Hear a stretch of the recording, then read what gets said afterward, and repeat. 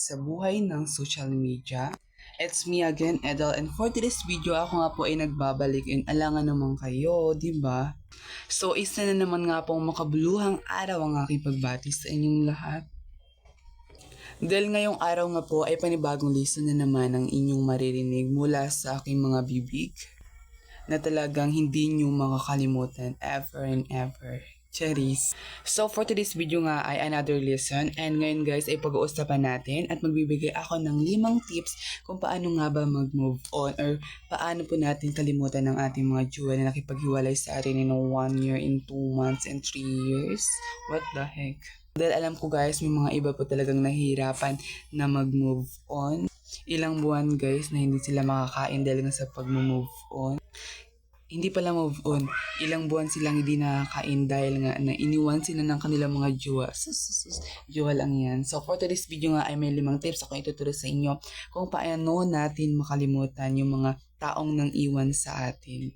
Tip number 1, iwasan ng mga triggers. Syempre guys, pag nakipag-break na yung jowa nyo, i-delete nyo na lahat yung mga memories nyo.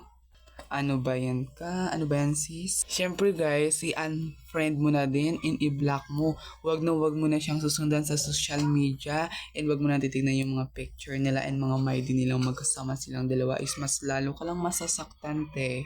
Dahil alam nyo ba guys, minsan yung mga simpleng pag-iwas lang guys kung hindi nyo na siya nakikita ay malaking tulong sa pagkalimot sa kanya or sa iyong pag-move on.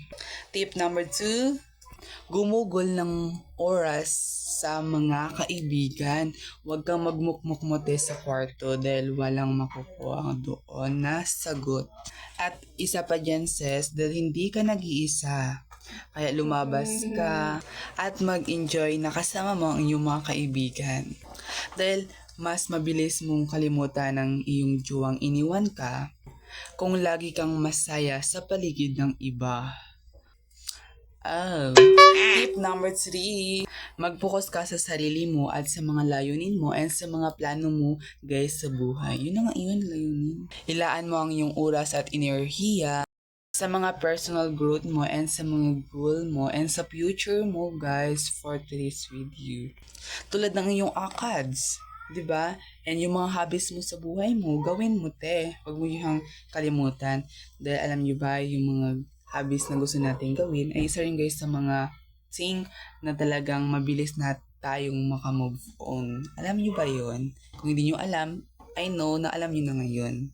Dahil mas matalino ang alam nyo. What? Tip number 4, diba? Ang dami naman dyan sa gilid-gilid. And syempre, maghanap ng bagong inspiration. Hindi yung dyan ka lang sa kwarto mo. Syempre guys, baka sabihin guys ng jowa mo, diba? Ang ropok mo te. Pero hindi naman yung kailangan yung magkaka-crush ka ulit or yung magkakagusto ka ulit sa iba. Syempre guys, ay ano naman, makipag-meet up ka sa ibang tao or mag-discover ng interest na makakatulong syempre sa pag-divert ng iyong attention for today's video. And last tip number 5. Last na lang to te. Pinaka-importante ay huwag mong ipilit.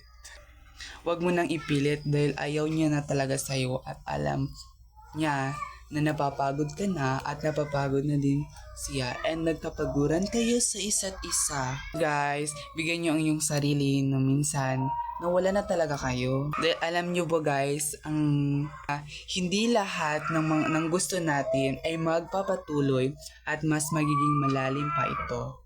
Oh my God, sorry guys, umiiyak si baby. So, sana nga ang 5 tips na ito ay makatulong sa iyo para mapabilis ang iyong pag-move on and makalimot na yun.